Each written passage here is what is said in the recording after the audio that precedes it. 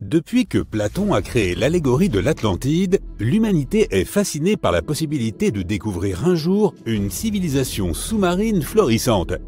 Tu veux te joindre à nous pour visiter quelques sites sous-marins historiques?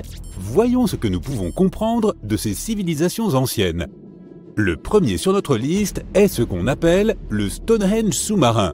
Les chercheurs ont récemment découvert un mystérieux amas de cairns qui s'étendent sur des kilomètres sous les eaux miroitantes du lac de Constance, aux frontières de la Suisse, de l'Allemagne et de l'Autriche. Les archéologues ont commencé à fouiller ce site en 2015 et ne sont pas encore parvenus à cerner sa fonction précise. Ce qu'ils savent, c'est qu'il se trouve là 170 cairns de pierre fabriqués par l'homme s'étendant sur 20 km sous le lac. Les chercheurs affirment que c'est très probablement le fruit du travail combiné de plusieurs villages. Ce site fut probablement utilisé dans un but collectif. Ces formations sont énormes, certaines d'entre elles faisant plusieurs mètres de large. La découverte la plus étonnante jusqu'à présent est que ce site daterait d'il y a environ 5500 ans. Maintenant, que faisions-nous, nous les humains, à cette époque? Eh bien, nous vivions les meilleures années de ce que l'on appelle l'âge de pierre. Nous commencions à fabriquer des outils rudimentaires et à les utiliser pour chasser et manger. Peux-tu imaginer à quoi pouvaient ressembler tes couverts à l'époque? Ce n'est pas une coïncidence si les scientifiques surnomment ce site le Stonehenge sous-marin. On pense que les deux sites ont été érigés à peu près à la même époque. Vois-tu, Stonehenge date d'environ 3100 ans avant notre ère. Les deux sites présentent la caractéristique commune d'être tous deux des monuments de pierre construits en cercle, sans parler du fait que les scientifiques n'ont pas non plus déterminé en quoi nos premiers ancêtres auraient pu ressentir le besoin de construire de telles structures. Le mystère du lac de Constance n'a pas encore été résolu. Qui étaient les habitants néolithiques de cette région? Et dans quel but ont-ils déployé autant de travail et d'efforts pour construire cet immense site fait de roches? Ensuite, nous t'emmenons faire un tour dans les îles Ryukyu, juste au large des côtes japonaises. Tu plonges dans les profondeurs de ce site archéologique, mais je dois te prévenir, les eaux de l'océan Pacifique sont loin d'être calmes. Il ne te faut pas longtemps avant d'apercevoir une immense structure, grâce à la lumière du soleil, qui éclaire les fonds marins. Au début, cela ressemble aux ruines du Machu Picchu qui se trouve à l'autre bout du globe, au Pérou. En t'approchant, tu commences lentement à distinguer ses contours. Une structure de forme pyramidale, des arches, des escaliers, ça aurait facilement pu être un palais ou un château. Pourrait-il s'agir d'un signe d'activité humaine? Eh bien, ce que tu viens de voir est connu aujourd'hui sous le nom de structure sous-marine de Yonaguni. On l'appelle aussi l'Atlantide du Japon. Le complexe entier représente la taille de 5 terrains de football et la hauteur d'un bâtiment de 5 étages.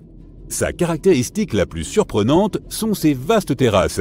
Les explorateurs et les scientifiques estiment que Yonaguni pourrait avoir 10 000 ans. Mais la question de savoir s'il s'agit d'une structure créée par l'homme ou d'une formation naturelle fait toujours l'objet de débats.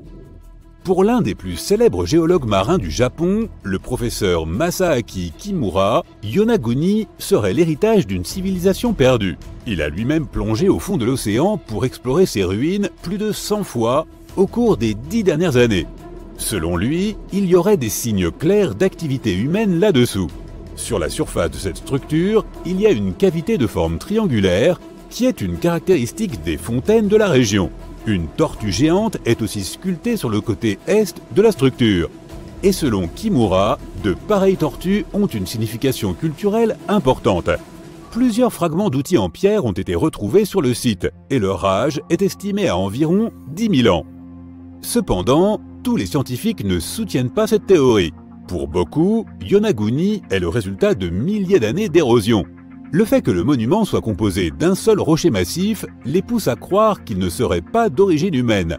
Ses bords parfaitement définis et ses surfaces planes ressemblent à une formation naturelle d'Irlande du Nord, connue sous le nom de chaussée des géants. Les colonnes de basalte ont beau ressembler aux ruines d'un palais, elles seraient en fait le résultat de l'activité volcanique de la région. Maintenant, tu t'envoles pour la Grèce à 4 heures d'Athènes. Pour être précis, tu te trouves dans la péninsule du Péloponnèse. Tu dépoussières un vieux tuba et pars pour une excursion de plongée par une journée ensoleillée. Après un certain temps passé dans l'eau, tu commences à remarquer des motifs sur le fond marin.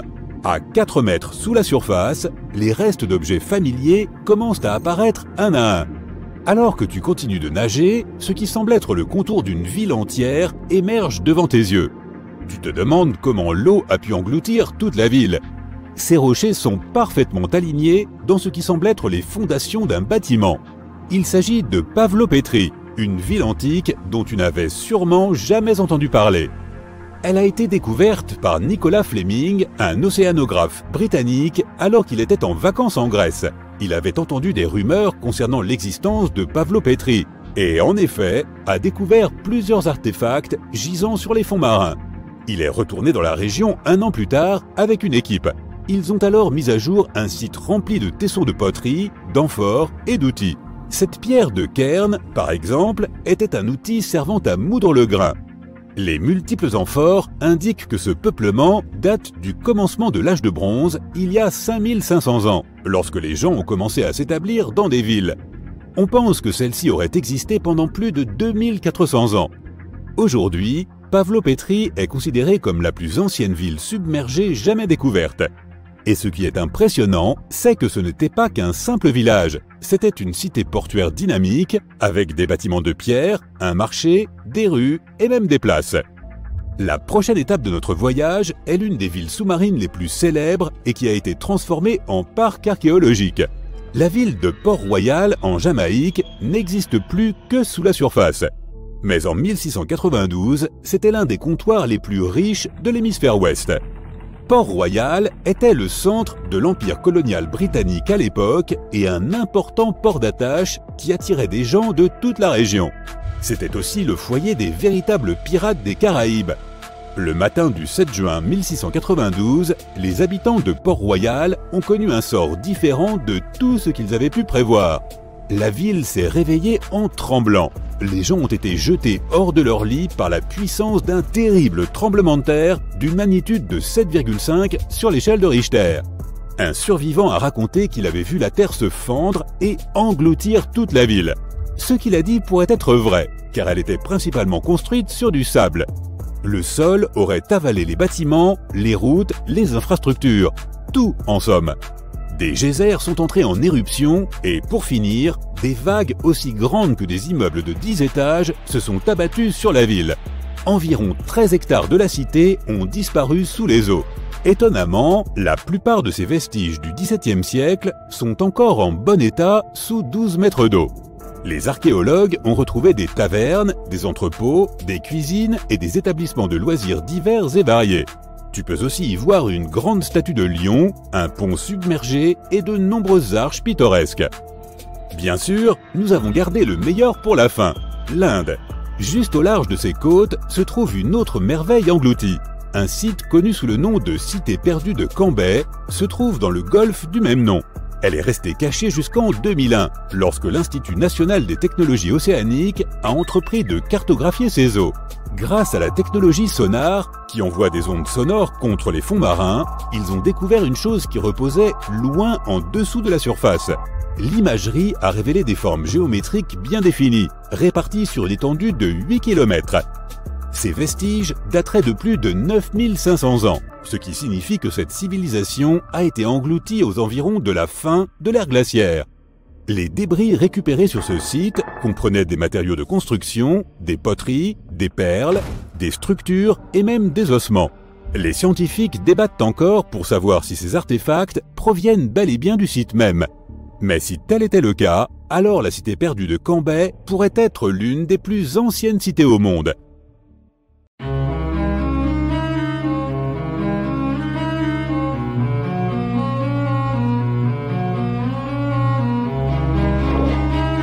Une petite question. Penses-tu que l'Atlantide pourrait avoir existé? Elle demeure l'un des plus grands mystères de l'histoire. Sa légende a commencé avec Platon, il y a très longtemps en Grèce ancienne. Le récit d'une civilisation qui aurait vu le jour et aurait prospéré avant la nôtre. L'Atlantide était, selon le mythe, une société très avancée sur le plan technologique, un peu comme celle des Mayas. Mais, ainsi que le raconte la légende, c'est à cause de la cupidité de ses habitants qu'elle aurait été détruite, ses villes disparaissant, submergées par un immense déluge. Diverses théories ont été avancées au sujet de l'emplacement géographique de cette île mythique. Certains disent qu'elle se trouvait dans la Méditerranée, d'autres qu'elle est située sous le triangle des Bermudes. Mais comme la science nous le suggère, l'Atlantide n'est sans doute qu'une allégorie de l'humanité. Aujourd'hui, tu vas découvrir plusieurs villes sous-marines étonnantes dont tu n'as jamais entendu parler. Elles ont bel et bien existé et ne sont pas de simples légendes. Nous allons tout d'abord faire une excursion dans la cité engloutie de Baïa, sur la côte italienne. Connue comme une sorte de Las Vegas de l'Empire romain, Baïa était un lieu de villégiature. L'élite romaine se rendait pour se divertir dans cette sorte de spa en plein air qu'était Baïa. Tu peux visiter la ville submergée accompagnée de professionnels de plongée sous-marine et observer de très près cette magnifique sculpture romaine parfaitement conservée, une véritable merveille subaquatique. Tu peux aussi apercevoir des temples et des bâtiments effondrés à bord d'un bateau à fond vitré. Voici un musée tout recouvert de mousse, le nymphée de l'empereur Claude. À ta gauche, tu apercevras une collection de statues grecques classiques. En descendant la Via Herculeana, tu arriveras à la Villa Pro Tiro. Les villas sont des maisons de style italien, et ici tu pourras admirer leur sol en marbre d'origine. Leurs motifs noirs et blancs aux formes étonnantes. Ensuite, tu arriveras à Portus Julius, avec ses murs effondrés visibles au fond de la mer. Tu verras des colonnes et des sols en calcaire bien conservés. Tu pourras aussi contempler les ruines et les thermes de Lacus. Leurs mosaïques multicolores sont vraiment exceptionnelles. Si tu t'approches suffisamment, tu pourras voir des fragments de pierre orange, bleu et vert. À la Villa Pilla dei Pisoni, tu découvriras 25 piliers romains bien conservés. Les arches et les fresques non loin sont impressionnantes, tout comme l'ampleur de ce trésor abrité par les eaux. La ville était située sur un sol volcanique. Il y avait donc des sources d'eau chaude à volonté. Les gens s'y rendaient pour se détendre, mais pas n'importe qui. Parmi ceux qui fréquentaient cet endroit figurent certains des plus grands empereurs et personnalités de l'époque. Ceux dont on nous parle à l'école, Néron, Cicéron, César. Mais vers le 8e siècle, la ville luxuriante a été mise à sac, puis abandonnée. Lentement, le niveau de la mer est monté, et la cité a peu à peu été engloutie. Tu passes tes vacances d'été au large de la côte grecque, à 4 heures d'Athènes, dans la péninsule du Péloponnèse, à Pavlopétrie plus précisément. Tu as apporté ton tuba pour aller faire de la plongée par une magnifique journée ensoleillée. Au bout d'un certain temps sous l'eau, tu commences à remarquer des motifs au fond de la mer. À 4 mètres sous la surface, les contours d'objets familiers t'apparaissent les uns après les autres. Puis tu continues à nager, et bientôt tu aperçois ce qui ressemble à une ville. Tu te demandes comment l'eau a pu submerger cette cité. Certains rochers sont parfaitement alignés et forment ce qui semble être les fondations d'un bâtiment. C'est Nicholas Fleming, un océanographe britannique en vacances en Grèce, qui a découvert Pavlopétrie. Il documentait les vestiges abandonnés dans les fonds marins. Son équipe a fini par trouver un site entier rempli de poteries, de récipients pour le stockage, ainsi que des outils.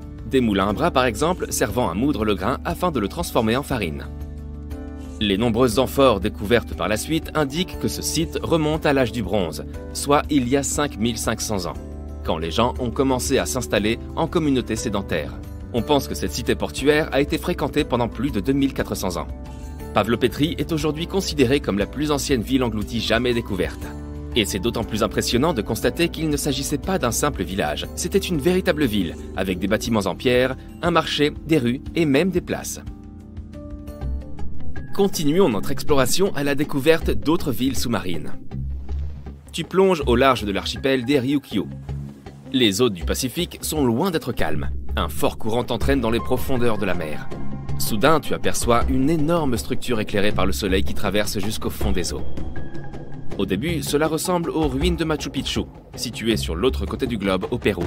En t'approchant, tu découvres lentement ses formes. Une structure en forme de pyramide, des arches, des escaliers. Quelque chose qui aurait pu être un palais ou un château. Tout cela pourrait être le signe d'une activité humaine ancienne. Ce site est aujourd'hui connu sous le nom de structure sous-marine de Yonaguni, mais on l'appelle également l'Atlantide du Japon. Le monument entier fait environ la taille de 5 terrains de football, et sa hauteur est celle d'un bâtiment de 5 étages. Sa caractéristique la plus surprenante, ces vastes terrasses faites pour accueillir de grands rassemblements. Les explorateurs et les scientifiques pensent que Yonaguni existe depuis 10 000 ans. Mais la question de savoir s'il s'agit d'une structure construite par l'homme ou d'une formation naturelle fait toujours l'objet d'un débat. Selon le meilleur géologue marin du Japon, le professeur Masaaki Kimura, Yonaguni serait l'héritage d'une civilisation perdue. Kimura a plongé dans cette zone afin d'explorer ses ruines plus de 100 fois au cours des 10 dernières années. D'après lui, on y trouve des signes évidents d'activité humaine. Le bassin triangulaire, situé à la surface du monument, est caractéristique, par sa forme symbolique, des fontaines historiques de la région. Il y a aussi une tortue géante sculptée sur le flanc oriental de la structure. Et selon Kimura, les tortues ont une signification culturelle importante. Plusieurs fragments d'outils en pierre ont été retrouvés sur le site. Ils auraient été fabriqués il y a 10 000 ans. Cependant, tous les scientifiques ne sont pas convaincus. Nombreux sont ceux qui pensent que Yonaguni est le résultat de milliers d'années d'érosion. Le fait que le monument soit composé d'un seul bloc de roche les pousse à croire qu'il n'est pas d'origine humaine. Ces arêtes, ainsi que ses surfaces planes, ressemblent à cette formation naturelle présente en Irlande du Nord, et connue sous le nom de chaussée des géants. Un ensemble de colonnes de basalte imbriquées fait penser au parvis d'un palais. Mais celles-ci sont plus probablement le résultat de l'activité volcanique locale. Continuons ensemble notre exploration sous la surface. La prochaine étape de notre voyage est l'une des villes sous-marines les plus célèbres au monde, et aujourd'hui transformée en parc archéologique. La ville de Port-Royal en Jamaïque n'existe plus que sous la surface. Mais en 1692, c'était l'une des cités les plus riches de l'hémisphère occidental. Port-Royal était alors un centre important de l'Empire britannique. Son activité commerciale attirait des voyageurs provenant des 4 coins du monde. C'était aussi le foyer des véritables pirates des Caraïbes. Mais au matin du 7 juin 1692, le sort des habitants de Port-Royal a pris une tournure absolument inattendue. Les tavernes et les restaurants, toujours débordants de vie, se sont mis à trembler. La population s'est réveillée au milieu d'un immense séisme dont la magnitude est estimée aujourd'hui à 7,5 sur l'échelle de Richter. Un des survivants a dit avoir vu la terre s'ouvrir et engloutir toute la ville. Ce qu'il a affirmé pourrait être vrai, car l'agglomération était principalement construite sur du sable. Le sol a littéralement aspiré les bâtiments, les routes et tout ce qui s'y trouvait là. Des geysers sont entrés en éruption et finalement des vagues hautes comme des immeubles de 10 étages se sont abattus sur la ville. Environ 13 hectares ont disparu sous l'eau. Et étonnamment, la plupart de ces vestiges du XVIIe siècle reposent en bon état à 12 mètres de profondeur. Dans ces ruines, les archéologues ont trouvé des tavernes, des entrepôts, des cuisines et des bâtiments de loisirs utilisés à des fins diverses. Tu peux aussi voir la grande statue d'un lion, un pont submergé ainsi que de nombreuses arches pittoresques. Et si on allait faire un tour en Inde, non loin de son littoral, se trouve une autre merveille. Un site que l'on a nommé la cité perdue de Cambay, qui repose dans le golfe du même nom. Elle est restée cachée jusqu'en 2001, jusqu'à ce que l'Institut national des technologies océaniques décide d'aller analyser l'eau de la zone. Grâce à la technologie du sonar qui envoie une sonde sonore jusqu'au fond de la mer, l'équipe de l'Institut a fait une découverte, très loin sous la surface. Les images rapportées montraient des formes géométriques réparties sur une étendue de 8 km. Ces vestiges dateraient de plus de 9500 ans. Ce qui veut dire que cette civilisation a disparu à peu près à la fin de la dernière période glaciaire. Parmi les débris récupérés sur le site, on trouve des matériaux de construction, des poteries, des perles, des sculptures et même des os. Les scientifiques ne sont pas tous convaincus de la véritable provenance de ces objets. Mais si c'est bien de là qu'ils proviennent, cela ferait de la ville perdue de Cambay la plus ancienne civilisation connue au monde. Les scientifiques ont récemment découvert des vestiges comparables à l'Atlantide, près de l'Australie. Autrefois, un continent entier se trouvait là, désormais submergé. Voici son histoire. Il y a environ 70 000 ans, pendant la dernière période glaciaire, une vaste masse terrestre appelée Saül existait dans le sud-ouest de l'océan Pacifique.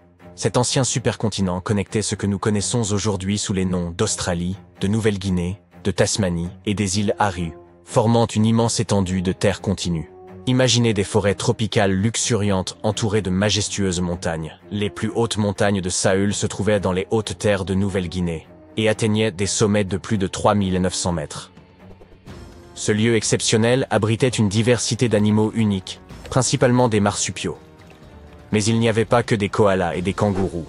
Saül hébergeait divers types de brouteurs, fouisseurs, charognards et prédateurs. On y trouvait le gigantesque diprotodon, le redoutable chasseur qu'était le thylacoleo, et le terrifiant mégalania, une créature bien plus grande que la plupart des lézards vivants aujourd'hui. Ce territoire était tout à fait singulier, car, tandis que le reste du monde était peuplé d'animaux placentaires comme les loups, les éléphants et les humains, Saül ne comptait parmi ses mammifères classiques que des chauves-souris et des rongeurs. Toutefois, ces différentes régions présentèrent des écosystèmes variés. Les régions de Timor, d'Arafura et de Carpentaria étaient hautes et couvertes de savanes et de forêts sèches, rappelant un peu l'Australie moderne avec ses déserts arides, ses broussailles, ses steppes et ses forêts tempérées le long de la côte est. À cette époque, les humains migraient à travers le globe. Ils ont entrepris un voyage extraordinaire depuis l'Asie du Sud-Est jusqu'à Saül, et y sont parvenus pour la première fois il y a 60 à 45 000 ans. Ils voyageaient principalement à pied et traversèrent la mer à l'aide de radeaux en bambou et de bateaux rudimentaires. Ils provenaient de l'ancien plateau continental de Sunda, qui englobait des parties de l'Asie du Sud-Est. En traversant une série d'îles connues sous le nom de Wallacea, ils se sont finalement répandus à travers le Saül. Et ce n'était pas un petit périple. Le Saül était immense, s'étendant sur environ 10,6 millions de kilomètres carrés, soit une superficie plus grande que celle des États-Unis ou du Canada.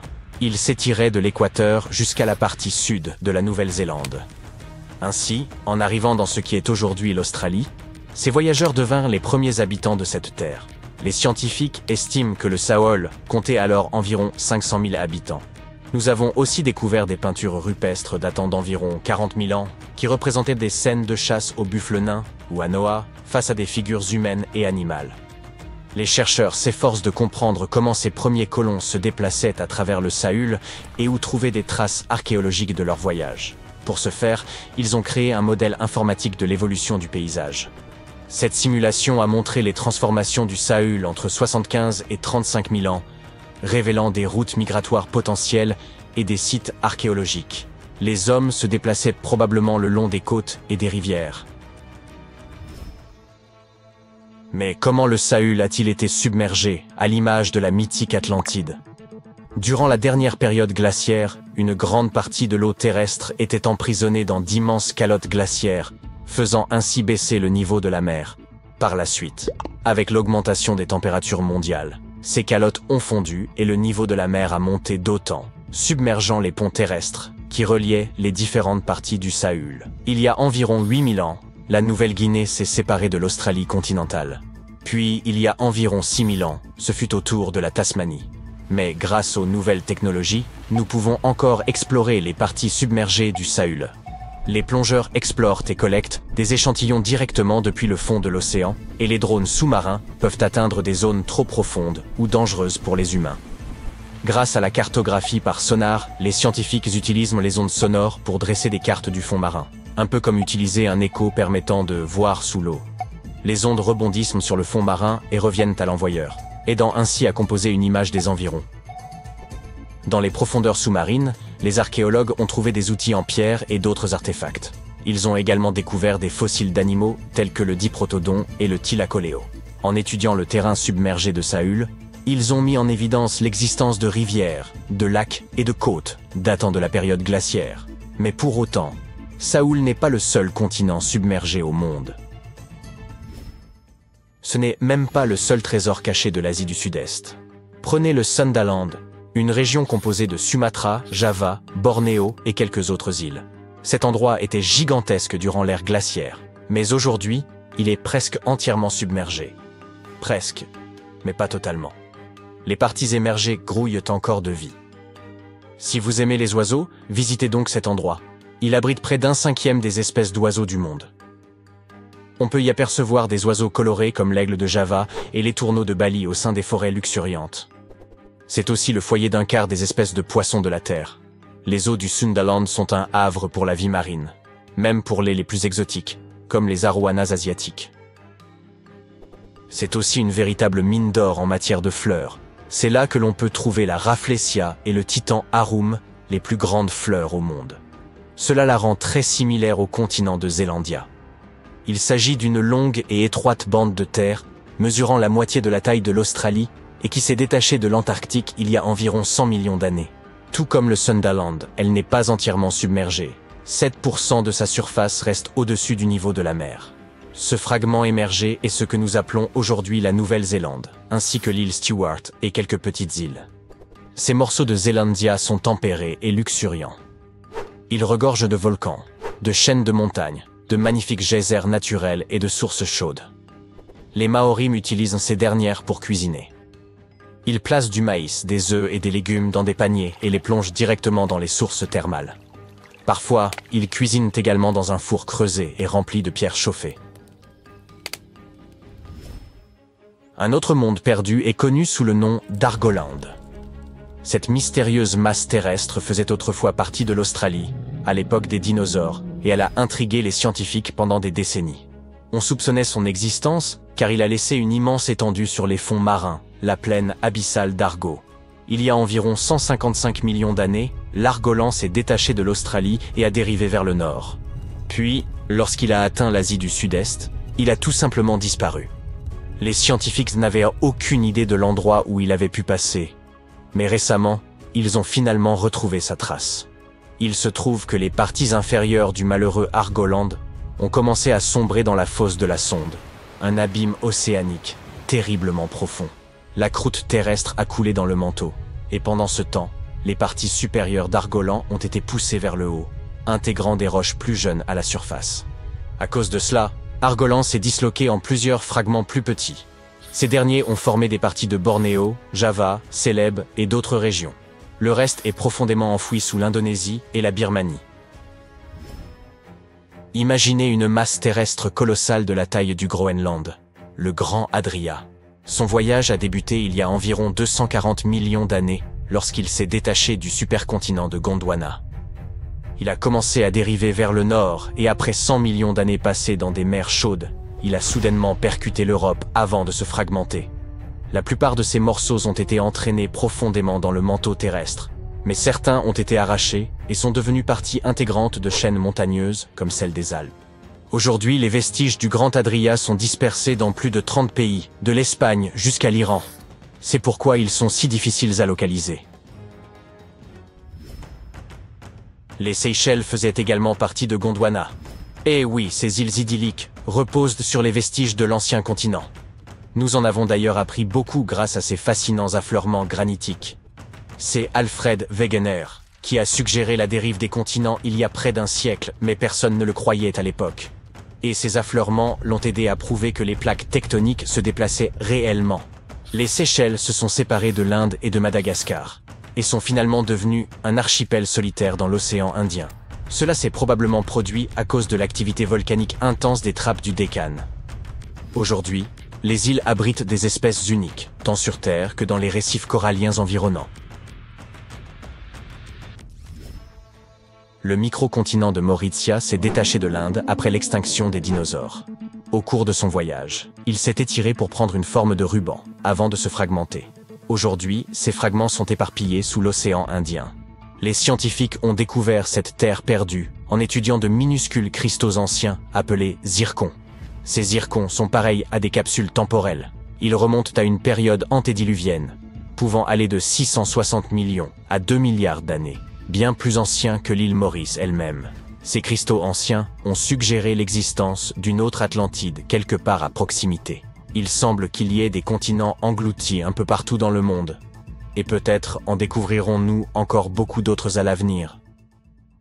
Il existe des communautés entières de petits organismes inhabituels qui vivent dans les lagons en Patagonie. Et ils sont parmi les premières formes de vie jamais existantes. Personne ne les connaissait jusqu'à ce que deux scientifiques, Brian et Maria, aillent explorer certaines zones en Patagonie. La Patagonie occupe près de la moitié de l'Argentine, et peu de gens y vivent.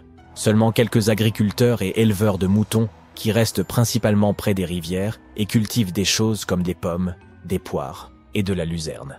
Il y a longtemps, c'était un endroit sauvage et lointain où vivaient des tribus indiennes, par exemple les Tehuelche. Mais cette fois, nous allons suivre les traces de formes de vie qui sont apparues bien avant les humains et regarder de plus près ces micro-organismes intéressants que Brian et Maria ont trouvés. Ces deux-là ont dû conduire pendant 9 heures sur des routes difficiles pour atteindre leur destination. Ils ont séjourné dans un petit village. Seulement 35 personnes y vivent. 6 Jane dépendent d'une seule source car il ne pleut presque jamais là-bas. Lors de la dernière nuit dans le village, Brian a réalisé que les images satellites qu'il avait prises montraient un ensemble de lagunes, qui n'étaient qu'à 16 km de distance. Le lendemain, la petite équipe a sauté dans une voiture et a remonté la route aussi loin qu'ils le pouvaient, jusqu'à ce que cela devienne trop difficile à conduire. Ils ont continué à randonner le reste du chemin. C'était difficile, car ils devaient porter de l'eau pour faire face au soleil intense. À certains endroits, ils ont fini par s'enfoncer jusqu'aux genoux dans une bouillie de sel. Là-haut, il y avait 12 lagons aux eaux parfaitement claires. Le lieu lui-même ne offrait pas grand-chose à part de l'eau très acide et salée et un soleil direct et intense. Mais c'était un peu comme un voyage dans le temps, car ces conditions ressemblaient à ce à quoi la Terre ressemblait il y a de nombreuses années. Lorsque Brian a examiné les lagunes, il a été surpris de voir de nombreux micro-organismes inhabituels là-bas. Nous les appelons, et ils sont si petits que nous ne pouvons même pas les voir sans un microscope. Mais ils se rassemblent et forment de grandes communautés. Dans le passé, de nombreuses espèces inhabituelles vivaient de cette façon, par exemple les cyanobactéries. Elles étaient importantes à leur époque parce qu'elles produisaient de l'oxygène. La Terre, à ses débuts, n'avait pas beaucoup de ce gaz dans son atmosphère. Les premières stromatolites pourraient avoir été formées par différents types de bactéries qui ne produisirent pas nécessairement d'oxygène, mais vivirent simplement leur vie paisible là-bas. Elles formèrent des couches, s'empilant les unes sur les autres, afin qu'au moins certaines d'entre elles puissent recevoir un peu de lumière solaire. Elles utilisaient du sable et des liquides collants pour rester proches les unes des autres. Brian était également incroyablement surpris car c'était l'un des plus grands stromatolites vivants qu'il ait jamais vus. Les stromatolites vivants poussent généralement jusqu'à plus de 1 mètre de haut. Mais ceux qui venaient d'être découverts étaient de 5 mètres de large et quelques pieds de haut, ce qui est gigantesque comparé à ceux vivant dans d'autres endroits. Et les fossiles étaient encore plus grands. Il y a longtemps, ils pouvaient devenir plus grands qu'aujourd'hui parce qu'il n'y avait pas beaucoup d'autres espèces qui pouvaient les manger ou leur nuire. De plus, il y a beaucoup d'autres organismes aujourd'hui qui peuvent se développer plus rapidement et de manière plus massive qu'eux et prendre leur place. C'est pourquoi les stromatolites ne peuvent survivre que dans de rares endroits où presque rien d'autre ne peut vivre. Comme dans ces lagunes très salées situées en haute altitude, plus de 3650 mètres, dans la puna de Atacama. Les stromatolites trouvés là-bas sont les plus célèbres, car ils pourraient être parmi les meilleurs exemples des premières formes de vie sur notre planète. Cependant, ils ne sont pas réellement la première forme de vie sur Terre. Les plus anciens de leurs fossiles ont 3,5 milliards d'années, alors que d'autres preuves que nous avons nous disent que la vie sur notre planète est apparue il y a environ 4,1 milliards d'années. Peut-être que certains stromatolites vivaient aussi à cette époque. Mais la Terre a beaucoup changé depuis lors, et les endroits où ils auraient pu vivre n'ont pas survécu. Tout cela peut ne pas sembler grand-chose à première vue, car personne n'a encore trouvé une bête exotique et étrange que notre monde n'a jamais vue auparavant. Mais ce sont des exemples notables de ce à quoi pourrait ressembler la recherche de vie ailleurs dans l'univers. Les scientifiques qui s'intéressent à l'étude de Mars viennent souvent dans cet endroit car il pourrait ressembler à ce à quoi la planète rouge ressemblait il y a très longtemps. Si des fossiles étaient cachés dans d'anciennes roches sur Mars, ils pourraient ressembler à ces stromatolites. Un autre pays lointain a révélé certains de ses secrets. C'est l'Antarctique avec un ancien monde perdu trouvé sous sa glace. L'Antarctique n'a pas toujours été cette terre isolée et glaciale de neige et de glace. Autrefois, elle faisait partie du supercontinent Gondwana, avec ce qui est maintenant l'Amérique du Sud, l'Afrique, l'Australie, la péninsule arabique et le sous-continent indien. Mais à un certain moment, elle s'est séparée et a commencé à construire une vie à part. Elle s'est formée lorsque d'autres masses terrestres ont commencé à se déplacer, ce qui a formé sa côte. Mais l'Antarctique était également différent à bien d'autres égards à cette époque. C'était une terre recouverte de magnifiques forêts et de rivières pleines de vie. Les scientifiques ont utilisé des radars et des satellites pour explorer un monde mystérieux caché sous la glace là-bas. Cette ancienne terre, qui est proche de l'océan Indien, est aussi grande que l'État américain du Maryland ou la Belgique. Elle a plus de 14 millions d'années. Certaines études disent que cette zone s'est formée il y a plus de 34 millions d'années, bien avant que l'Antarctique ne tombe dans son grand gel.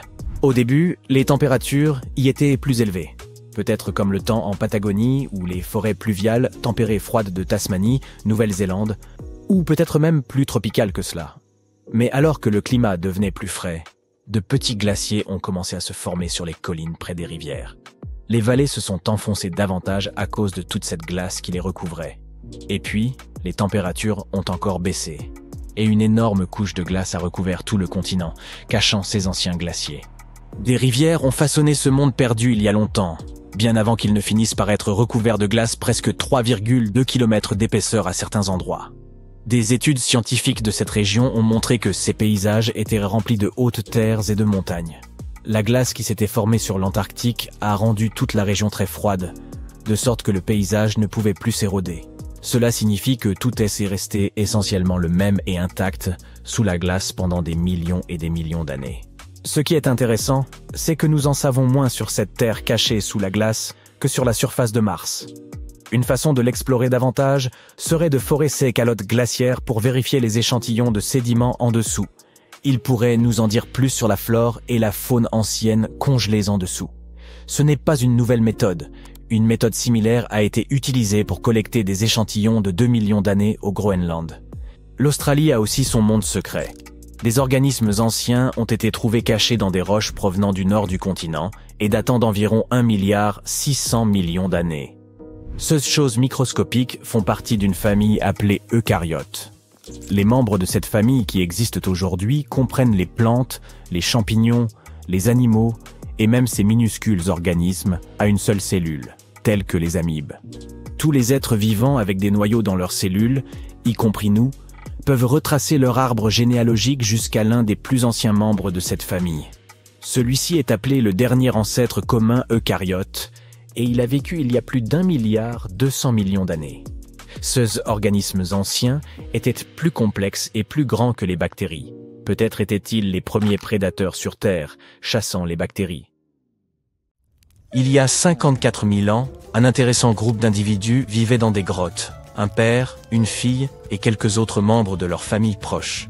Le plus intéressant, c'est qu'il s'agit de la première famille néandertalienne jamais découverte. Une équipe de scientifiques a étudié l'ADN ancien de leurs dents et de leurs os pour en savoir plus sur les premières sociétés humaines. Ces recherches ont révélé une chose surprenante. Ils ont probablement vécu dans ces grottes, tous ensemble, en même temps. 11 néandertaliens vivaient ensemble dans une caverne, la grotte Chagirskaya, et 2 autres dans une autre grotte située à proximité. Ils étaient donc 13, 8 adultes et 5 enfants. Outre leur ADN, les scientifiques ont également retrouvé leurs outils de pierre et des ossements d'animaux. Les néandertaliens sont les anciens cousins de l'homme, qui sont certainement les plus proches de nous. Leur crâne était long et aplati si on le compare à celui de l'Homo sapiens qui est davantage sphérique. Ils présentaient également cette crête sourcilière proéminente au-dessus des yeux. On les reconnaît facilement à leur visage, dont la partie centrale ressort vers l'avant, ainsi qu'à leur large nez. Certains estiment qu'un tel nez était un moyen de s'adapter à la vie dans des environnements froids et secs. Lorsque l'intérieur du nez est plus grand, il humidifie et réchauffe mieux l'air que l'on respire. Contrairement à nous, ils n'avaient pas beaucoup de menton. De plus, des marques retrouvées sur leurs dents de devant nous indiquent que les néandertaliens les utilisaient en complément de leurs mains lorsqu'ils préparaient leur nourriture et travaillaient les matériaux à leur disposition. Leur corps était robuste et musclé, avec des épaules et des hanches larges. Leur taille moyenne était de 1,50 m à 1,75 m pour un poids de 60 à 80 kg. Leur forme trapue, avec des os courts au niveau des bras et des jambes, minimisait la surface exposée de leur peau, ce qui les protégeait mieux du froid. Leur espérance de vie était d'environ 30 ans, même si certains d'entre eux vivaient davantage. Les Néandertaliens auraient habité les régions qui sont aujourd'hui l'Europe et l'Asie pendant plus de 350 000 ans. Ils n'ont disparu qu'il y a environ 40 000 ans. C'est à peu près à cette époque que l'on retrouve des traces de l'Homo sapiens en Europe. Leurs familles étaient des groupes très unis de 10 à 20 individus. C'est beaucoup moins que la population de n'importe quel peuplement humain, ancien ou moderne. C'est plutôt la taille des groupes au sein d'une espèce proche de l'extinction. Ces Néandertaliens vivaient dans leurs grottes, au sein de petites communautés, mais ils n'étaient pas isolés du reste de leurs congénères. Ils dépendaient les uns des autres pour survivre. Ils prenaient soin de leurs voisins, en particulier de ceux qui ne pouvaient pas s'en sortir d'eux-mêmes. De plus, leurs grottes n'étaient pas aussi primitives que nous pourrions l'imaginer. Par exemple, il y avait un trou près du foyer qui servait probablement à chauffer de l'eau. De plus, ils organisaient leur espace. Ils avaient des zones de repos, des parties de la grotte, où ils laissaient leurs déchets, et des parties dédiées, où ils fabriquaient des outils en pierre et préparaient leurs pitances. Ils évoluaient dans les vallées fluviales pour attraper des proies, telles que les bisons, les bouquetins, les chevaux sauvages et d'autres animaux. Ils étaient habiles à planifier leur stratégie. Certaines études ont montré qu'ils connaissaient le schéma de migration des rennes. Ils planifiaient donc leur chasse en fonction des prédictions des déplacements de leurs proies. L'un des plus gros animaux qu'ils traquaient était le mammouth laineux. Tu les connais, c'est un parent des éléphants modernes, couvert de fourrure et pouvant peser jusqu'à 5 tonnes, qui s'est éteint il y a bien longtemps. Des études ont montré que les mammouths laineux et les néandertaliens partageaient certains traits génétiques.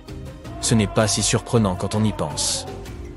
Les deux espèces se sont développées à partir d'ancêtres africains avant de parvenir à s'adapter au climat froid et rude de l'Eurasie pendant l'ère glaciaire. Elles ont donc été confrontées à des conditions similaires et se sont éteintes à peu près en même temps. Les néandertaliens ont également eu recours à la pierre pour fabriquer des outils, semblables à ceux qu'utilisaient d'autres des premiers hommes, tels que des grattoirs et des lames fabriquées à partir d'éclats de pierre. Ces outils que les scientifiques ont trouvés dans les 2 grottes qu'ils ont étudiées ont été créés à partir des mêmes matières premières. Cela signifie que les communautés se côtoyaient et interagissaient probablement d'une manière ou d'une autre. Jusqu'au XXe siècle, beaucoup pensaient que les néandertaliens étaient très différents des humains modernes, compte tenu de leur génétique, de leur apparence physique et de leur comportement. Mais des découvertes plus récentes sur cette population fossile eurasienne bien préservée ont montré que certains de ses membres étaient semblables aux gens d'aujourd'hui. Les Néandertaliens ont vécu avant et pendant la dernière période glaciaire, le Pléistocène, dans certains des endroits les plus rudes où l'homme ait jamais vécu. En plus de leurs outils et de la capture d'animaux, ils cueillaient des plantes dans les environs. Ils mangeaient aussi souvent des légumes cuits.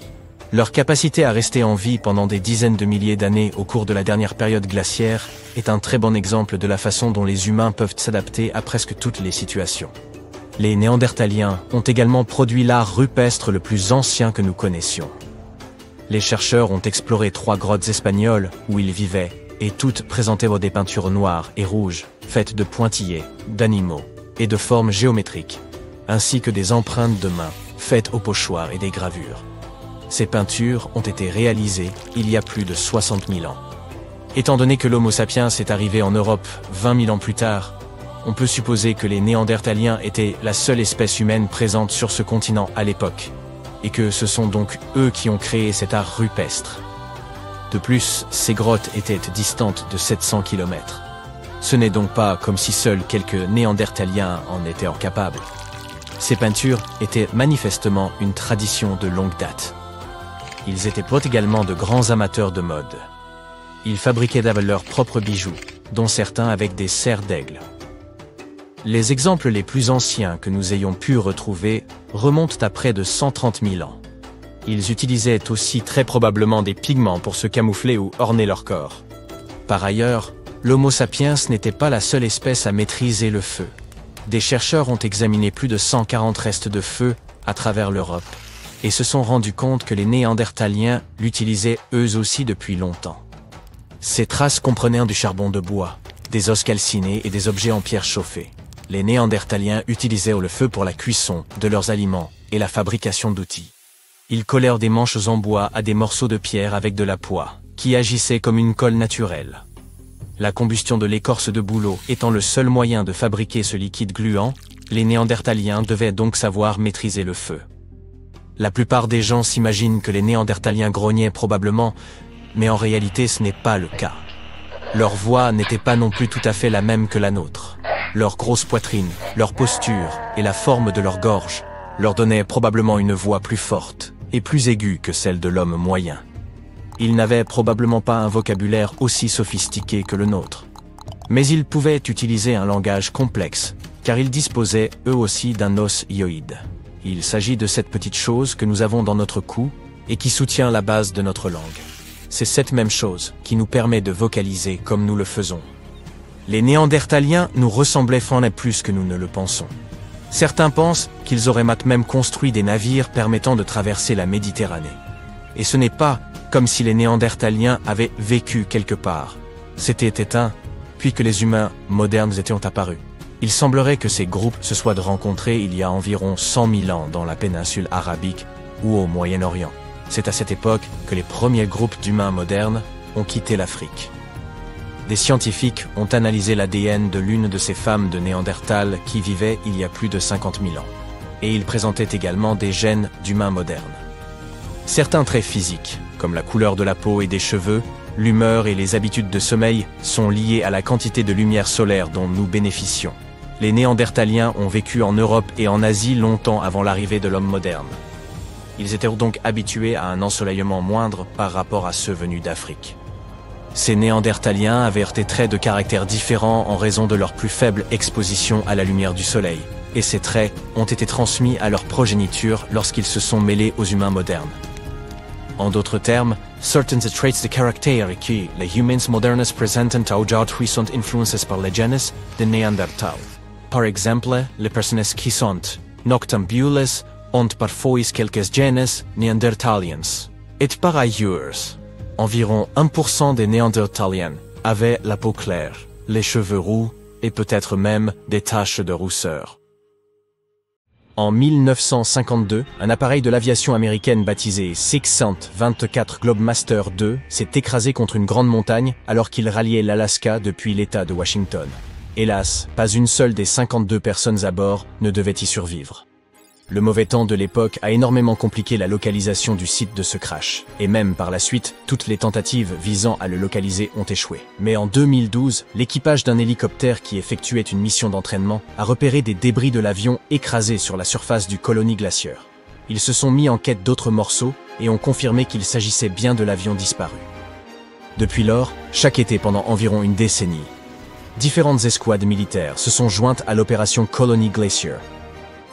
Elles sont parvenues à identifier 40 des 52 personnes qui avaient perdu la vie dans ce crash.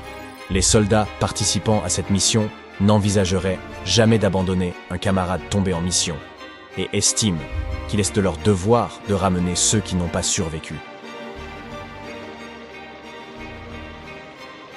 Une autre découverte s'est produite dans les Alpes. En 1980, des randonneurs explorant ces reliefs pittoresques sont tombés sur des restes humains. Ils étaient à moitié prisonniers dans la glace au sommet d'un col de montagne entre l'Italie et l'Autriche. Au début, la police a cru qu'il pourrait s'agir d'un accident d'alpinisme.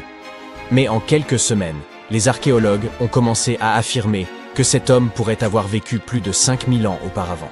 On a finalement donné à cet homme congelé le surnom d'Ötzi. Il doit son nom à la vallée d'Ötztal, qui est toute proche. Il a depuis acquis une certaine notoriété comme étant la plus ancienne momie des glaces jamais découverte. L'état de congélation d'Ötzi pourrait ne pas être aussi unique que nous le pensions, et c'est là que les choses prennent un tour intéressant. Les archéologues ont justement leur propre théorie.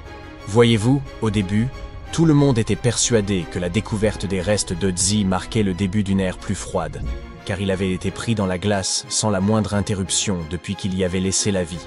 Pourtant, au cours des dernières décennies, les glaciers et les calottes glaciaires de par le monde fondent comme un sorbet lors d'une chaude journée d'été. Non seulement Ötzi, mais aussi d'autres reliques anciennes comme des corps, des équipements de chasse, du crottin de cheval, et même d'anciens skis ont commencé à émerger. Les archéologues soutiennent donc l'existence de sites similaires. Ils en ont trouvé bon nombre, et tous s'intègrent parfaitement dans ce champ nouveau de l'archéologie glaciaire. Il semble qu'à mesure que le monde se réchauffe, il puisse nous révéler encore bien des secrets provenant du grand froid. Passons à une autre découverte étonnante. En 2018, William Taylor et Nick Jarman explorèrent les pentes enneigées des monts de l'Altaï en Mongolie et sont tombés sur un ancien trésor caché dans la glace. À l'intérieur, ils ont découvert la tige d'une flèche vieille de 3000 ans, bien préservée et ornée de marques couleur ocre. Elle était en parfait état, une rareté pour des objets aussi anciens faits de matière organique. Ils ont également trouvé d'autres fragments, comme une pointe de flèche en bronze à laquelle les bouts de tendons d'un animal étaient encore attachés. Toutes ces reliques du passé étaient restées intactes pendant des milliers d'années, car elles étaient emprisonnées dans la glace. En Mongolie, l'augmentation des températures a fait fondre des plaques de glace qui étaient restées intactes pendant des siècles. Des découvertes similaires ont été faites dans le Yukon, aux États-Unis, en Italie, en Sibérie et en Norvège. Des milliers de sites ont ainsi été identifiés. Pourtant, Les chercheurs effectuent une véritable course contre la montre afin de documenter et de préserver ces reliques avant qu'elles ne soient perdues à jamais. Leur étude remet en question la définition même de ces territoires comme étant des étendues sauvages et démontre que des peuples indigènes y coexistaient avec la nature. Parfois, les gens découvrent aussi des objets du quotidien aussi simples qu'une sandale. Celle-ci, découverte sur un col de montagne du centre de la Norvège, indique que les gens utilisaient déjà cet itinéraire il y a environ 1700 ans. Cela suggère qu'il y avait moins de neige et de glace dans cette région à l'époque. La sandale, datant d'environ 300 avant Jésus-Christ, ressemble fortement aux sandales romaines de cette époque. Encore une fois en Norvège, des chasseurs ont retrouvé une épée en fer juchée tout en haut d'une montagne, à plus de 1600 mètres d'altitude. Il n'existe aucun site funéraire à proximité, et il est déroutant d'imaginer pourquoi quelqu'un aurait emmené son épée dans un endroit aussi reculé. Les archéologues suggèrent que le propriétaire aurait pu s'être perdu. Par la suite, en 2011, des objets inhabituels ressemblant à des frondes géantes ont commencé à émerger avec la fonte des glaces. La datation au carbone 14 suggère que cet objet singulier aurait été conçu aux alentours de 400 avant Jésus-Christ. Il mesure plus d'1 mètre de long et présente des entailles au couteau. Les archéologues en ont été intrigués, jusqu'à ce qu'un membre de l'équipe les reconnaisse comme une sorte de tenaille ou de pince, utilisée pour arrimer des ballots de foin ou de feuilles au traîneau. Les gens de la région utilisèrent des traîneaux à foin avec de telles pinces jusque dans les années 50, moment auquel les tracteurs sont devenus plus répandus. Remontons maintenant quelques milliers d'années en arrière. Nous pouvons facilement y parvenir, rien qu'en regardant ce mammouth laineux. Ce pachyderme ressemble un peu à un doudou tout mignon, quoique légèrement usé. Cet ancien colosse, qui a connu son apogée il y a 39 000 ans, est le mammouth le mieux conservé jamais découvert. Même son crin hirsute emblématique est étonnamment bien conservé, car il est resté piégé dans les glaces jusqu'à sa récente découverte en Sibérie. Cet animal incroyable fait beaucoup parler de lui à Yokohama, au Japon, où des scientifiques effectuent des tests qui ambitionnent de ramener cette espèce éteinte à la vie. Lorsqu'on a découvert cette femelle mammouth, on a découvert un trésor inattendu. Un échantillon de son sang préservé sous la glace. On pense donc que ce sang ancien pourrait détenir la clé de la résurrection du mammouth laineux. On a également retrouvé du tissu musculaire bien préservé. Cette femelle mammouth avait entre 50 et 60 ans lorsqu'elle a connu ce destin glacial. La découverte de sang de mammouth a ravivé les débats sur l'éthique de la résurrection de créatures éteintes, à l'instar du scénario de Jurassic Park.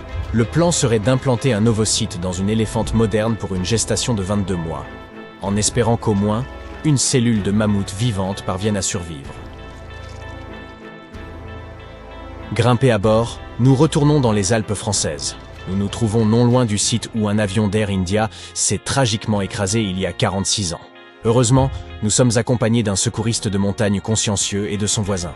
Ils se sont rendus dans cette zone après qu'un groupe de touristes ait remarqué un objet étrange sur un glacier. C'était un sac. L'ambassade indienne de Paris en a eu vent et semblait déterminée à le récupérer. Ce qui le rend si mystérieux, c'est qu'il portait les inscriptions de courrier diplomatique et ministère des Affaires étrangères. Le vol Air India était en route de Bombay à New York lorsqu'il a piqué du nez en janvier 1970. Il emportait avec lui 117 personnes.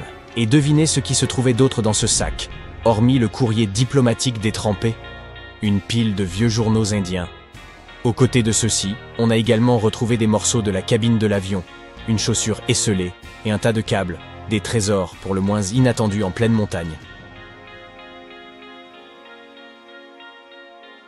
Au cours de l'été 2013, sur l'île canadienne de Ward Hunt, des scientifiques sont tombés sur un message laissé par un géologue du nom de Walker, qu'il avait placé là 54 ans auparavant.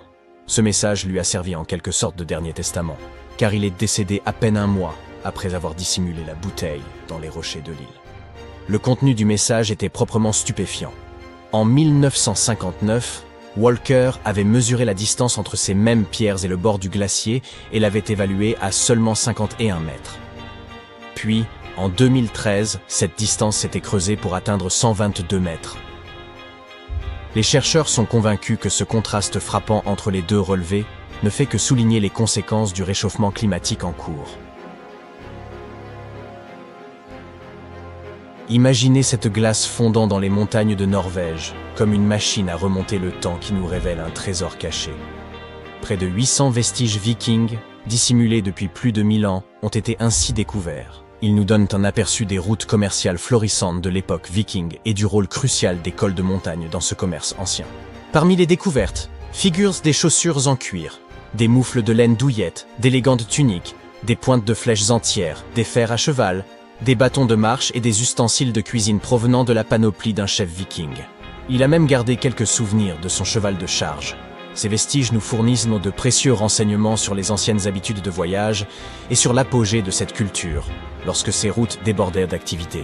Enfin, ils nous donnent un aperçu de la vie de ces anciens aventuriers. Voici Costello. C'est un poulpe de récif brésilien. Mais Costello n'est pas un poulpe ordinaire. En l'observant, les scientifiques ont découvert qu'il faisait peut-être des cauchemars. Lorsqu'il dormait, il changeait de couleur, faisait de grands mouvements, expulsait de l'eau et libérait même de l'encre. Ils ont donc décidé d'étudier Costello pendant un certain temps. Son comportement durant son sommeil ressemblait à du stress et à de la peur. L'étude a montré qu'il pouvait faire des rêves très intenses, parfois effrayants. Bien qu'il ne s'agisse que d'un seul cas, ces mignonnes créatures sous-marines sont connues pour leur intelligence et leur comportement parfois proche de celui des humains. Et il est donc tout à fait possible qu'elles fassent des rêves comme nous. Dans le cas de Costello, il se peut qu'il soit hanté par ses souvenirs de sa vie au large des quais de Floride. Il a un passé chargé. Il a perdu un tentacule à cause d'un prédateur avant sa mise en captivité. C'est peut-être ce qu'il voit dans ses rêves. Si cette découverte s'avère exacte, elle pourrait modifier notre conception de l'intelligence et de la conscience, tant chez les animaux que chez les humains. Les plantes peuvent parler. Les scientifiques ont découvert qu'elles émettent des clics ultrasoniques lorsqu'elles sont stressées.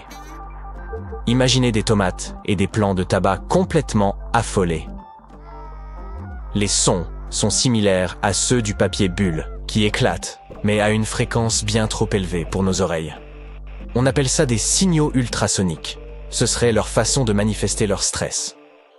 Cela signifierait que les plantes peuvent communiquer entre elles et que les plantes stressées aiment particulièrement se plaindre. Elles émettent entre 30 et 50 de ces bruits par heure. Les plantes calmes et en bonne santé sont beaucoup plus silencieuses. Et non seulement les plantes parlent, mais elles ont leur propre langage. Elles émettent des sons différents selon qu'elles ont soif, qu'une tige coupée les gêne, et ainsi de suite. De plus, certains de ces bruits sonnent l'alarme avant même que les plantes ne montrent des signes de déshydratation, c'est-à-dire qu'elles savent que leur situation est sur le point de s'aggraver. Les scientifiques ne savent pas exactement pourquoi elles agissent ainsi. Ils pensent qu'il pourrait s'agir de cavitation, un terme qui désigne des bulles d'air dansant dans la tuyauterie de la plante. Les plantes qui chantent ces symphonies sont le maïs, le blé, le raisin et même les cactus. Il s'agit d'une découverte importante pour l'agriculture. Elle pourrait notamment nous permettre de savoir quand nos cultures ont soif. Nous allons donc maintenant écouter les plantes et déchiffrer leur langage secret. C'est l'heure des infos universelles. Des études récentes bouleversent ce que nous pensions savoir sur l'âge de l'univers. Les résultats obtenus au cours des dernières décennies ont montré que l'univers devait avoir environ 13,7 milliards d'années. Or, une nouvelle étude montre qu'il pourrait être presque 2 fois plus vieux, jusqu'à 26,7 milliards d'années. Gardez à l'esprit que ce n'est pas prouvé et que, pour l'instant, le chiffre officiel reste inchangé. Pour mesurer l'âge de l'univers, les scientifiques se basaient sur le temps écoulé depuis le Big Bang et sur l'étude des étoiles anciennes. Mais certaines étoiles semblaient étrangement plus vieilles que l'univers. Par exemple, l'étoile Mathusalem, dont l'âge est estimé à environ 14 milliards d'années, ce qui serait plus vieux que l'univers. Et puis le télescope spatial James Webb a découvert des galaxies qui étaient déjà très mûres quelques centaines de millions d'années seulement après le Big Bang. Tout cela pose de sérieux problèmes aux astronomes. Cette nouvelle hypothèse combine la théorie de l'expansion de l'univers à celle de la lumière fatiguée. Cette dernière suggère que la lumière perd de l'énergie en parcourant les distances cosmiques. On combine ça à la théorie de l'expansion de l'univers. Et voilà. À mesure que l'univers s'étend, la lumière se fatigue. Ce qui explique que nous ne puissions pas voir toutes les étoiles super anciennes et très éloignées de nous. Et donc qu'il est possible que nous nous trompions dans nos calculs sur l'âge de l'univers. Ce nouveau modèle repousse également le moment où les galaxies auraient commencé à se former. Il nous suggère que les premières galaxies repérées par le télescope Webb ont mis beaucoup plus de temps à se former qu'on ne le pensait. Cette étude a ébranlé la communauté scientifique.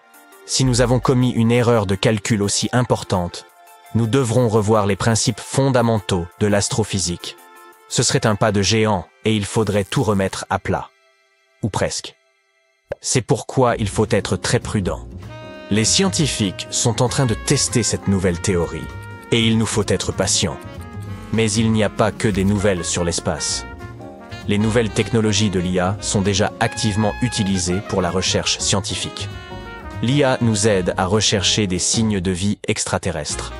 Les chercheurs du SETI ont créé des algorithmes d'apprentissage automatique qui nous permettent de passer le bruit cosmique au crible plus rapidement et plus efficacement. Lorsque vous pointez un radiotélescope vers les étoiles, c'est comme si vous vous branchiez sur une station radio céleste remplie de signaux différents. Nous captons tout, des pulsars aux radiogalaxies en passant par les interférences terrestres. De toute évidence, il est difficile d'identifier un éventuel signal extraterrestre dans tout ce fatras. Pendant plus de 60 ans, les scientifiques ont dû faire tout ça manuellement. C'était une tâche ardue que de scruter le ciel et d'explorer les étoiles et les fréquences radio. Mais aujourd'hui, l'IA vient de nous aider. Ces algorithmes sont entraînés à reconnaître et à distinguer les modèles d'interférences connus, comme ceux des téléphones portables et des appareils électroniques, au milieu des données cosmiques. Ils repèrent tout ce qui s'écarte de ces modèles, les minuscules aiguilles dans l'immense botte de foin. Et nous avons déjà fait quelques percées. Les astronomes ont détecté 8 signaux qui ne correspondaient pas aux modèles connus. Même s'il n'est pas confirmé qu'il s'agit de vie extraterrestre, ces signaux montrent qu'il existe un grand potentiel pour la recherche future. Pour en revenir aux animaux, penchons-nous maintenant sur la Terre préhistorique. Imaginez des tortues si massives qu'elles feraient passer leurs cousines d'aujourd'hui pour de minuscules jouets. Récemment, des scientifiques sont tombés sur les restes fossilisés de l'une de ces géantes. Il s'agit d'un titan marin qui sillonnait les eaux européennes il y a environ 75 millions d'années. La découverte fut accidentelle. Un randonneur du nord de l'Espagne est tombé sur des fragments de cette créature près des Pyrénées. Cette tortue faisait la taille d'un rhinocéros, 4 mètres de long. Pour vous donner une idée, ça correspond à une voiture moyenne. Cela montre que les tailles extrêmes étaient les plus courantes avant la grande extinction. Les tortues que nous connaissons aujourd'hui, plus petites mais néanmoins toujours imposantes, ont dominé par la suite. Mais les océans étaient jadis remplis de tortues géantes qui mangeaient des mollusques et des méduses. Cette découverte remet aussi en question l'idée selon laquelle les tortues géantes ne vivaient qu'en Amérique du Nord. L'existence de cette tortue prouve que ces reptiles colossaux fréquentaient également les eaux européennes. Il ne s'agit donc peut-être que de la partie émergée de l'iceberg. Enfin, le télescope spatial James Webb de la NASA a fait une grande découverte. Il a détecté un composé carboné crucial dans l'espace. Il s'agit du cation méthyle, et cette minuscule molécule, même si elle semble insignifiante, pourrait nous aider à percer les secrets de la chimie organique interstellaire. Le carbone est incroyablement important. Les molécules de carbone sont à la base de tout, des étoiles aux planètes, en passant par nous. C'est l'ingrédient clé de la vie. Et les scientifiques sont impatients de comprendre comment il a façonné notre existence sur Terre et s'il pourrait faire de même ailleurs dans l'univers. Le cation méthyle joue un rôle très important dans la création de molécules complexes à base de carbone. C'est pourquoi la découverte du cation méthyle, même s'il est très éloigné, est si importante. Les scientifiques de la NASA l'ont trouvé dans un jeune système stellaire. Ce système se trouve à environ 1350 années-lumière de nous, dans la nébuleuse d'Orion. L'étoile de ce système, qui est plus petite et un peu plus faible que notre Soleil, est bombardée par une intense lumière ultraviolette provenant d'étoiles chaudes, jeunes et massives, situées à proximité. On pourrait penser qu'un rayonnement UV aussi intense détruirait les molécules organiques complexes. Mais l'équipe de chercheurs pense qu'il pourrait en fait relancer la formulation de ces composés carbonés. Peut-être que les étoiles puissantes et leur niveau de rayonnement insensé fonctionnent en fait comme des sources d'énergie pour la vie. Elles déclenchent une réaction chimique en chaîne qui aboutit à des substances carbonées complexes comme les plantes et les animaux. Il semble que nous ayons trouvé une nouvelle pièce du puzzle.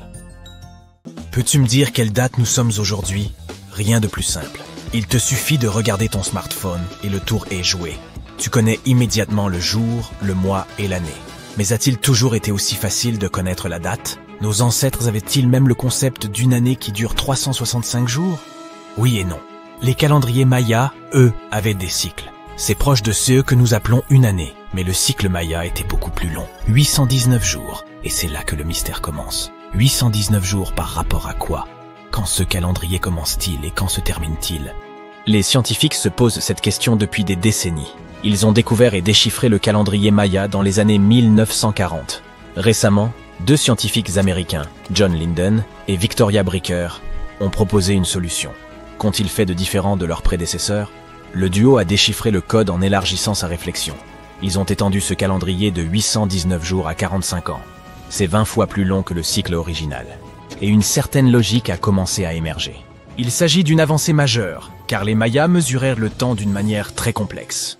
Oublie les chiffres arabes, faciles à lire, dont nous disposons aujourd'hui. Ces peuples anciens utilisaient des glyphes. Il s'agit de minuscules images représentant des caractères, un peu comme les icônes sur ton bureau ou les symboles universels. Lorsque tu vois un petit point surmonté de 3 lignes courbes, tu sais qu'un réseau Wi-Fi est disponible. Le calendrier maya utilisait des glyphes qui représentaient des animaux ou des phénomènes naturels. Par exemple, il y avait des symboles représentant un jaguar et un aigle. Chaque glyphe marquait un jour. Chaque cycle est répété 4 fois, soit 819 jours x 4. Appelons ces 4 cycles des blocs. Les Mayas coloraient chaque bloc différemment. Les chercheurs pensaient que ces couleurs correspondaient aux 4 points cardinaux. Le rouge correspondait à l'est, le blanc au nord, l'ouest au noir, et, enfin, le jaune indiquait le sud. Puis les années 1980 sont arrivées. Oui, c'est vrai.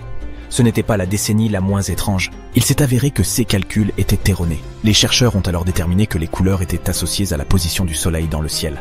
Ainsi, la couleur jaune représentait le point le plus élevé du soleil, autrement dit son zénith, et le blanc représentait son point le plus bas, appelé nadir. Il semble donc que ce calendrier ait montré à quel point les anciens Mayas étaient doués pour l'astronomie. Ceci est particulièrement évident à Chichén Itzá. Cette cité maya de premier ordre est située dans la péninsule du Yucatan, au Mexique. Une impressionnante pyramide à degrés s'y dresse. Elle est dédiée à Quetzalcoatl, la divinité serpent à plumes, et son alignement est parfait. 2 fois par an, il s'y produit quelque chose de merveilleux, lors des équinoxes de mars et de septembre. Ce sont ces moments où le soleil se trouve directement au-dessus de l'équateur. À ces 2 dates, le jour et la nuit durent en le même temps. Sur le site de la pyramide, la lumière du soleil éclaire d'abord la sculpture de la tête de serpent à la base de la structure. Puis elle gravit les 91 marches. Cela crée l'illusion qu'un serpent arpente la pyramide. Aujourd'hui encore, les gens se rassemblent pour assister à ce spectacle. Celui-ci devait être encore plus impressionnant au moment où les Mayas ont achevé la structure, entre 1050 et 1300 après JC. Et sais-tu ce qu'est une période synodique? Moi non plus, mais les astronomes mayas, eux, le savaient. Une période synodique est le temps qui s'écoule avant qu'un corps stellaire ne fasse un tour complet. Par exemple, il s'agit de la période entre 2 pleines lunes. Depuis la Terre, cette période dure environ 28 jours. Les Mayas observèrent le ciel en permanence. Ils consignaient soigneusement les périodes synodiques de toutes les planètes. De Vénus à Saturne, ces astronomes anciens ont recensé presque tous les corps célestes.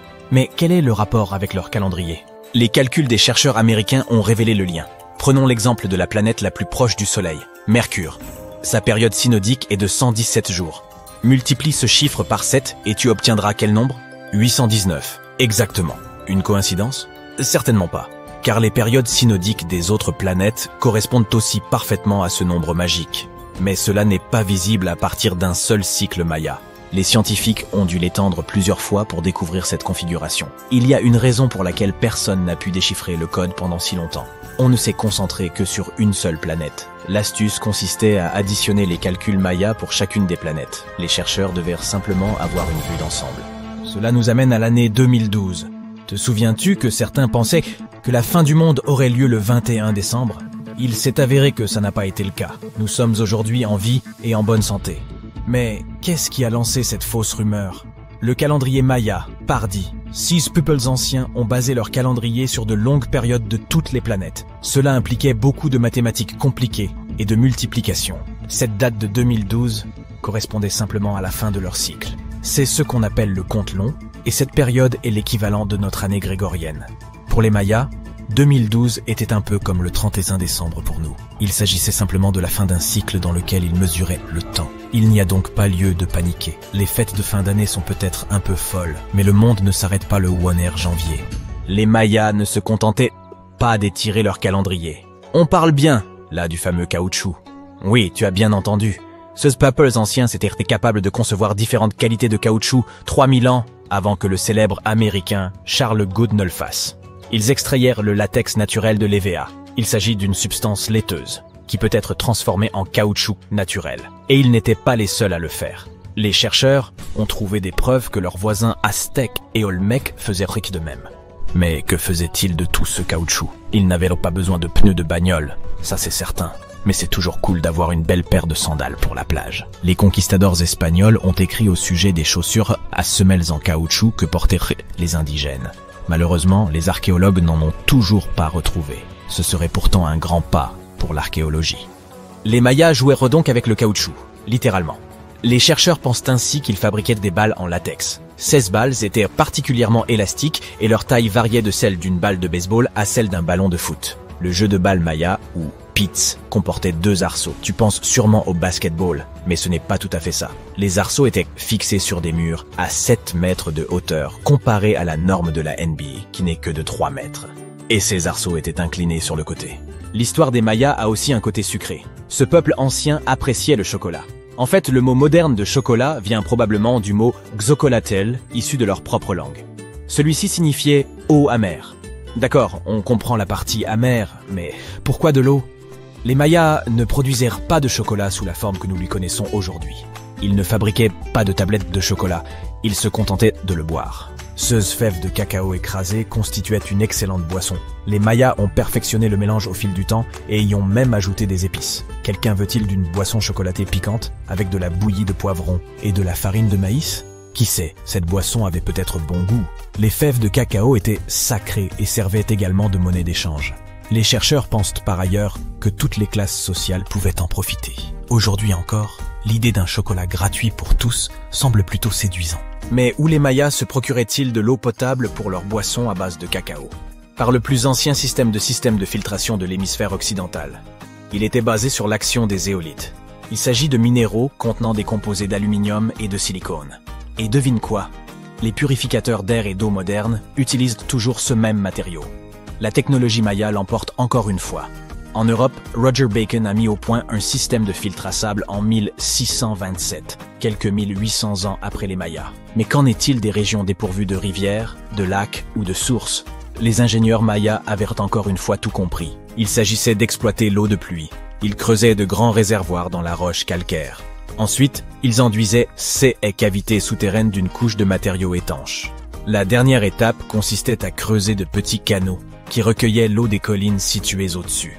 Les scientifiques ont estimé qu'un seul de ces réservoirs pouvait contenir en moyenne 38 000 litres d'eau de pluie, de quoi remplir 55 de nos jacuzzis modernes. L'ancienne cité de Taposiris Magna est nichée quelque part le long de la côte nord de l'Égypte. De nos jours, elle a conservé très peu de sa gloire d'antan. Mais ce qui se trouve en dessous pourrait bien détenir la clé d'un célèbre mystère. Celui de Cléopâtre, l'une des reines d'Égypte les plus mémorables de l'histoire. Le tunnel récemment découvert est également connu comme un prodige de géométrie pour son époque. Des fouilles ont mis à jour une structure de 13 mètres de long enfouie dans le sol et partiellement immergée. Sa forme et ses techniques de construction sont semblables à celles du tunnel de Palinos. Une autre incroyable découverte de l'Antiquité. Ce dernier se trouve sur l'île de Samos, en Grèce, et a été réalisé en creusant simultanément à partir de 2 points, dans le but de les faire se rencontrer au milieu. L'utilisation des mathématiques et de la géométrie pour réaliser cet ouvrage était d'une précision stupéfiante pour l'époque, d'autant plus qu'il traverse une montagne de part en part. Les archéologues qui travaillent sur le site de Taposiris Magna depuis 2004 pensent que ce tunnel pourrait mener au tombeau perdu de Cléopâtre. Les indices qu'ils ont découverts jusqu'à présent semblent étayer cette théorie. Pour commencer, la ville et son temple ont été construits par l'un des ancêtres de Cléopâtre, Ptolémée II. Toute son architecture semble indiquer que la cité était dédiée à l'ancien dieu Osiris et à sa reine, Isis. Tout au long de son règne, Cléopâtre a cherché à s'associer à la déesse. Il ne serait donc guère surprenant qu'elle ait choisi cet endroit comme lieu de dernier repos. Les archéologues n'ont pas encore réussi à localiser le tombeau de Cléopâtre, mais les recherches se poursuivent avec l'aide de la technologie moderne. Pour mieux étudier cet emplacement, les chercheurs ont même eu recours à un dispositif spécial, appelé radar à pénétration du sol. Cet outil nous permet d'analyser ce qui se trouve sous la terre, sans avoir besoin de l'excaver.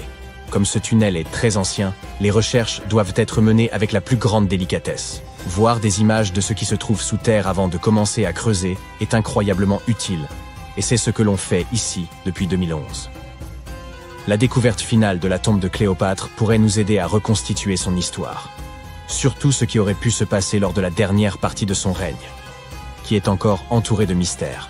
Nous ne connaissons toujours pas la cause exacte de son décès. Certains pensent qu'elle aurait pu se laisser délibérément mordre par un cobra égyptien venimeux. D'autres ont suggéré qu'elle était tout à fait accoutumée au poison, en dissimulant même dans sa brosse à cheveux, au cas où le besoin s'en ferait sentir. Mais cela ne veut pas nécessairement dire qu'elle ait choisi de l'utiliser sur elle-même.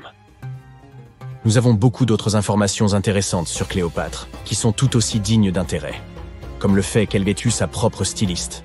La plupart des images que vous avez vues représentant la célèbre reine montrent que ses yeux étaient cernés de colle noire. Ce look aurait été créé par Airas, une servante connue pour avoir été sa cosméticienne attitrée.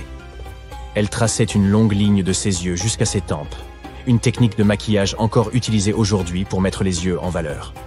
Airas aurait été une figure importante tout au long de sa vie, officiant également comme sa confidente et sa plus proche amie. Il existe même quelques théories qui suggèrent qu'Airas se tenait à ses côtés lorsqu'elle a mis fin à ses jours.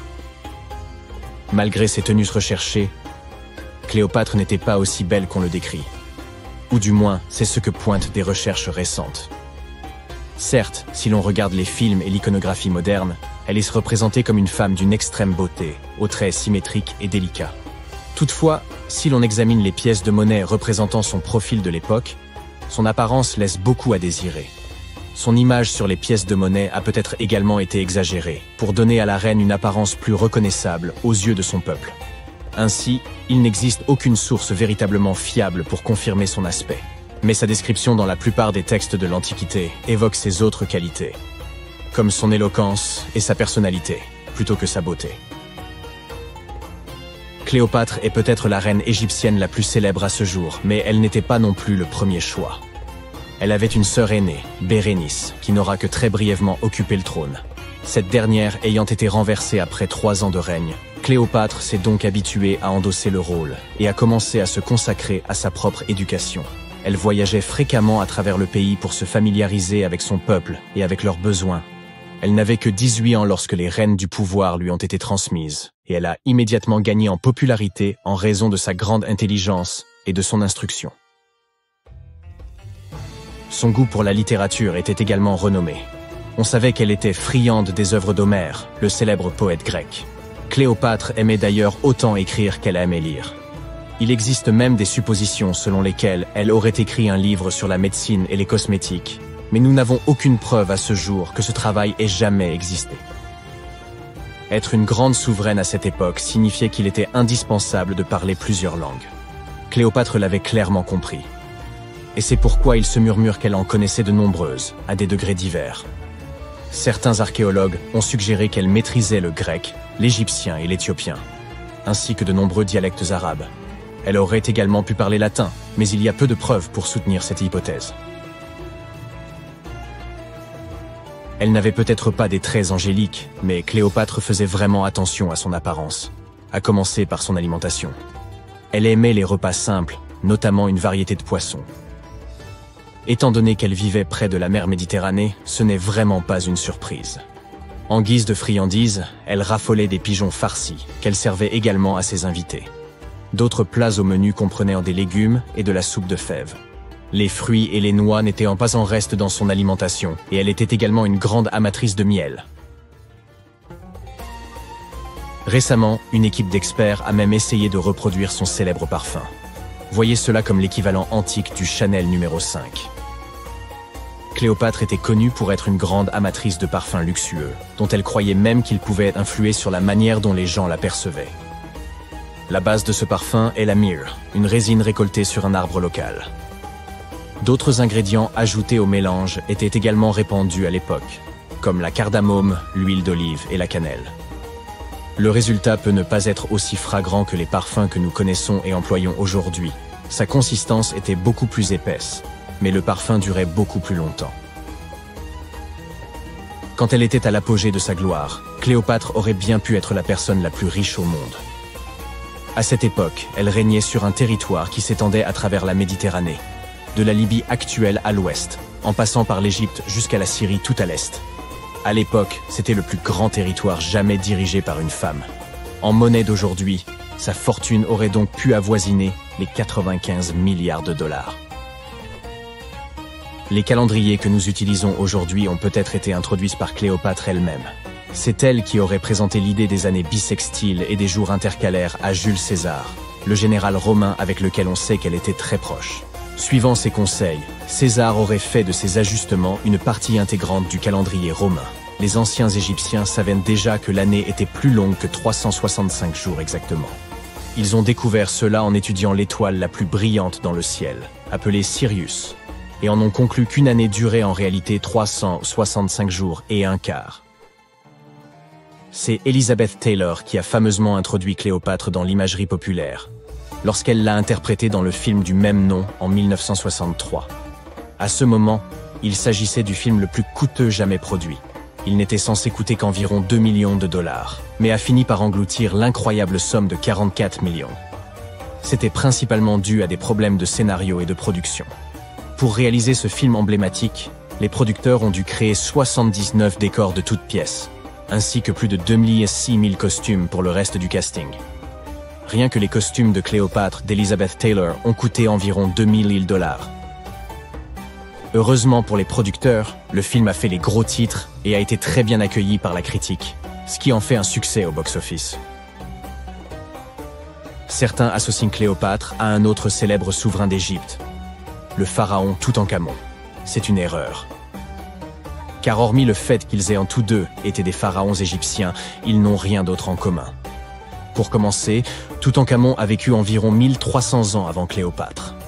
Et ils ne partageaient même pas la même ascendance. Cléopâtre avait des racines grecques macédoniennes, tandis que Toutankhamon était un Égyptien du pur souche.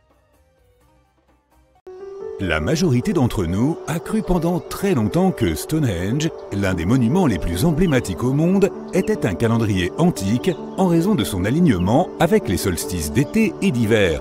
Mais personne n'a pu comprendre comment il fonctionnait vraiment. Aujourd'hui, une équipe de chercheurs a publié une nouvelle étude. Il s'avère que Stonehenge pourrait bel et bien avoir fonctionné comme un calendrier solaire sur une période similaire à celui qu'utilisaient les anciens Égyptiens et basé sur une année composée de 365,25 jours. Chacune des pierres de ce grand cercle mystérieux représentait un jour dans un mois.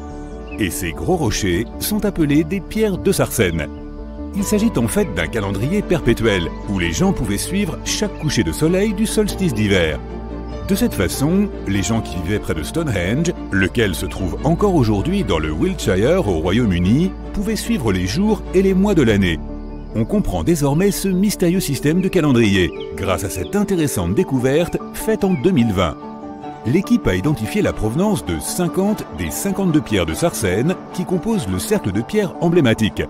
Ils ont analysé la composition chimique de ces pierres et ont retracé leurs origines à la forêt de Westwoods, dans le Wiltshire, qui se trouve à environ 24 km du monument. Non seulement ces 50 pierres proviennent de la même source, mais elles ont également été placées à leur emplacement actuel à peu près au même moment.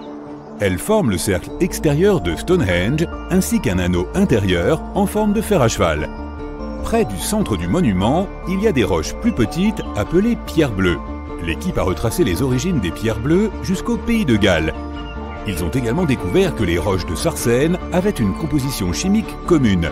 Plus de 99% de silice avec des traces de fer, d'aluminium et de calcium. Deux pierres de Sarsène étaient toutefois différentes l'une de l'autre et de l'amas principal. Les pierres de Sarsène ont été disposées en 3 formations différentes à Stonehenge. 30 d'entre elles ont formé cet énorme cercle de pierres qui domine le monument. 4 pierres de position se sont retrouvées en formation rectangulaire à l'extérieur du cercle. tandis que les autres, situés à l'intérieur du cercle, ont été disposés en 5 trilithes.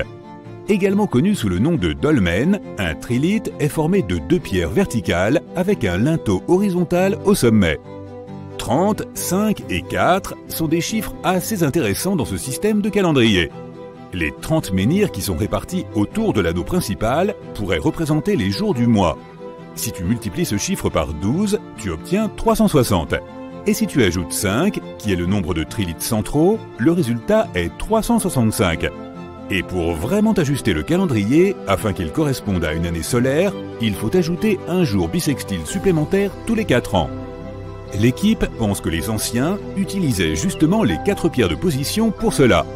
Dans ce système, ils marquaient les solstices d'été et d'hiver chaque année avec la même paire de pierres.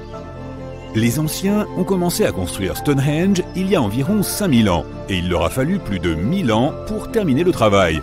Mais le Stonehenge que l'on peut voir aujourd'hui n'est pas la version complète et originale du début. Beaucoup de ces anciennes pierres bleues et de ces blocs de sartène ont été cassés ou emportés. La structure entière a également changé au fil du temps, car de nombreuses générations, 180 pour être précis, se sont succédées depuis le début de Stonehenge et elles ont participé à sa construction et à sa reconstruction. Les gens ont créé Stonehenge en 4 étapes. Ils ont d'abord construit une enceinte circulaire qui s'étendait sur 100 mètres de diamètre et entourait 56 fosses. Un haut talus flanque le fossé de l'enceinte, tandis qu'il y a un talus bas à l'extérieur. Certaines théories disent même que cette partie était une sorte de cimetière communal. Plus tard, dans la deuxième phase, les bâtisseurs ont ajouté un fer à cheval de trilithes en sartène. Lors de la troisième étape, ils ont construit une avenue cérémoniale de près de 3 km de long. Elle suivait probablement le chemin des pierres bleues qui ont été déplacées des premiers trous d'Aubray aux trous Q et R, un double arc dans lequel ces pierres bleues ont été disposées. À ce stade, les bâtisseurs ont également réorganisé les pierres d'entrée et recoupé le fossé de l'enceinte principale. Lors de la quatrième étape, les pierres ont été cassées et les bâtisseurs ont gravé des sculptures dans le sartène. Plus tard, les pierres bleues ont été à nouveau modifiées. Les bâtisseurs n'ont laissé aucune trace écrite de la façon dont ils ont réussi à traîner ces lourdes pierres jusqu'au site et à les faire tenir si parfaitement droites. Mais selon certaines théories, leur technique était davantage liée au travail du bois qu'à la maçonnerie. Ils ont réalisé des trous de mortaise et des tenons saillants pour rassembler les pierres et ont utilisé des joints à rainures et languettes pour ce faire. Lorsqu'ils ont creusé le trou pour les pierres, ils ont placé des poteaux en bois à l'arrière du trou qui ont servi de support. Puis, ils ont mis la pierre en position et l'ont hissée vers le haut avec des cordes. Ils ont tassé des gravats dans le trou pour s'assurer que la pierre reste en place. Une société agricole pré-industrielle a donc assemblé ce monument fascinant en utilisant uniquement des outils en pierre et en os. La roue n'avait même pas encore été inventée. Cette formation inhabituelle est aussi connue sous le nom de roche sonnante. Les pierres que tu peux voir à Stonehenge ont des propriétés acoustiques assez étranges. Lorsque tu les frappes, elles produisent un fort bruit de gong. Cela pourrait être l'une des raisons pour lesquelles les gens ont pris la peine de les transporter sur une si longue distance en premier lieu. Dans certaines cultures anciennes, les gens croyaient que ces roches avaient des pouvoirs de guérison. C'est un endroit très populaire qui attire plus d'1 million de visiteurs par an. Lorsqu'il a été ouvert au public pour la première fois, les visiteurs étaient autorisés à se promener parmi les pierres. Ils pouvaient même grimper dessus car il n'y avait aucune restriction. Jusqu'à la fin du 19e siècle, les visiteurs écaillaient régulièrement des morceaux de la roche pour les rapporter chez eux en souvenir. Ils gravaient également leurs initiales dans les pierres. Ils campaient à l'intérieur du cercle et y dressaient des feux de camp, sans se rendre compte que cela pouvait sérieusement compromettre la stabilité de l'ensemble du monument. Au fil du temps, il y a eu de plus en plus de restrictions, jusqu'à ce que le monument soit finalement interdit d'accès en 1997 à cause de la grave érosion des pierres. Cela signifie que si tu veux le visiter, tu ne peux le voir que de loin, à moins que tu ne payes un supplément pour la visite du cercle de pierre qui ne peut être organisé qu'en dehors des heures de visite normales. À l'origine, Stonehenge avait 2 entrées qui menaient à l'enceinte. Il y en avait une large au nord-est et une autre un peu plus étroite située du côté sud. Si tu l'observes aujourd'hui, tu peux voir qu'il y a beaucoup plus d'espace entre les pierres. C'est surtout à cause des traces, faites par la suite, qui traversaient autrefois le monument. Le sol à l'intérieur de Stonehenge a été gravement perturbé, et pas seulement à cause des visiteurs creusant des fosses à feu. Un groupe de personnes a creusé un grand et profond trou dans le cercle de pierre au XVIIe siècle parce qu'il cherchait un trésor.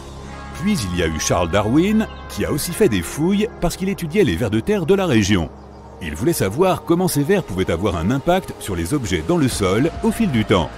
Il a observé comment une pierre tombée là s'était enfoncée plus profondément dans le sol et a réalisé que cela se produisait à cause des activités de ces minuscules créatures qui barattaient le sol en permanence. En 1963, une théorie a circulé selon laquelle Stonehenge avait été construit comme une sorte d'ordinateur qui prédisait les éclipses solaires et lunaires. Plus tard, certains ont suggéré qu'il avait en fait été construit comme un monument aux ancêtres décédés. Selon cette théorie, la permanence de ces pierres représentait la vie éternelle après la mort. Un bloc de sarcène moyen pèse 25 tonnes, tandis que le plus gros pèse environ 30 tonnes. Si tu veux te faire une idée de la taille réelle de ces pierres, tu peux aller derrière le centre des visiteurs, dans la galerie extérieure, pour voir une réplique de roche de sarcène. C'est une copie conforme d'un menhir de l'un des trilithes qui se trouve dans le fer à cheval intérieur du monument. Il y a 5 maisons néolithiques à Stonehenge, si l'on se base sur les traces archéologiques réelles d'habitation trouvées dans cette zone. Chacune d'entre elles avait des murs construits avec des pieux et un sol en craie. Certaines avaient même des meubles. On a aussi découvert beaucoup de détritus, ce qui signifie que les gens de cette région organisaient des célébrations et des festins. Des recherches ont montré que les gens ont vécu dans ces maisons pendant 50 à 100 ans, vers 4500 ans avant Jésus-Christ, ce qui correspond à l'époque où les bâtisseurs ont apporté les roches de sarcène à Stonehenge. Pendant que Stonehenge était érigé, des générations entières ont connu des changements majeurs, de l'âge de pierre au début de l'âge de bronze. Les gens n'étaient plus aussi sédentaires et isolés. Ils ont commencé à voyager et à commercer davantage. Ce qui signifie qu'ils communiquaient beaucoup plus que leurs ancêtres, même au niveau international. C'est ainsi qu'ils ont pu faire connaître Stonehenge, et c'est aussi à ce moment-là que tout le mystère et la fascination pour ce monument ont commencé.